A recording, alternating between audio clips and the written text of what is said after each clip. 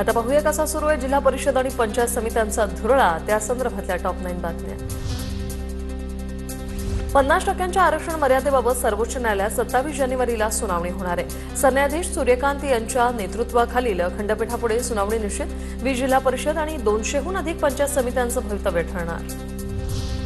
सोलापुरातील बार्शी जिल्हा परिषद निवडणुकीसाठी दोन्ही शिवसेनेची महाआघाडी।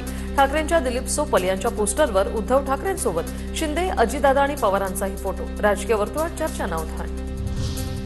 जिल्हा परिषद आणि पंचायत समिती निवडणुकीसाठी काँग्रेसकडून 40 स्टार प्रचारकांची यादी जाहीर। काँग्रेसच्या स्टार प्रचारकांच्या यादीत महाराष्ट्र प्रभारी रमेश चन्नीथला, हर्षवर्धन सपकाळ, विजय वडेट्टीवार यांचा समावेश।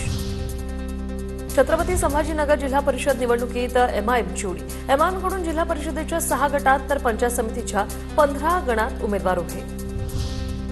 कराडमध्ये अजित पवारांच्या राष्ट्रवादीला धक्का। उमेदवारी न दिल्याने माजी जिल्हा परिषद सदस्य राजाभाऊ उंडाळकरांची बंडखोरी। कराड येळगाव जिल्हा परिषद गटातून भाजप पुरस्कृत उमेदवार म्हणून निवडणूक लढवणार।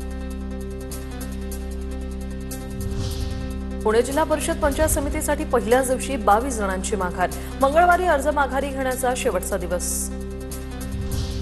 साताऱ्यात भाजप उमेदवाराविरोधात अपक्ष उमेदवाराची उच्च न्यायालयात धाव। कराड सैदापूर जिल्हा परिषद गटात भाजप उमेदवार सागर शिवदास यांना 3 अपत्य असतानाही उमेदवारी अर्ज वैध ठरवल्याचा आरोप। खेड आळंदी विधानसभा मतदारसंघात शिंदेची शिवसेना आणि भाजप एकत्र जिल्हा परिषदेसाठी दोन्ही राष्ट्रवादीही एकत्र लढणार, तर ठाकरेंची शिवसेना स्वतंत्र लढणार असल्याने निवडणुकीत रंगत। रत्नागिरीच्या हातखंबा जिल्हा परिषदेत शिंदेच्या शिवसेनेत बंडखोरी। तिकीट नाकारल्याने माजी सदस्य परशुराम कदमांकडून अपक्ष अर्ज दाखल।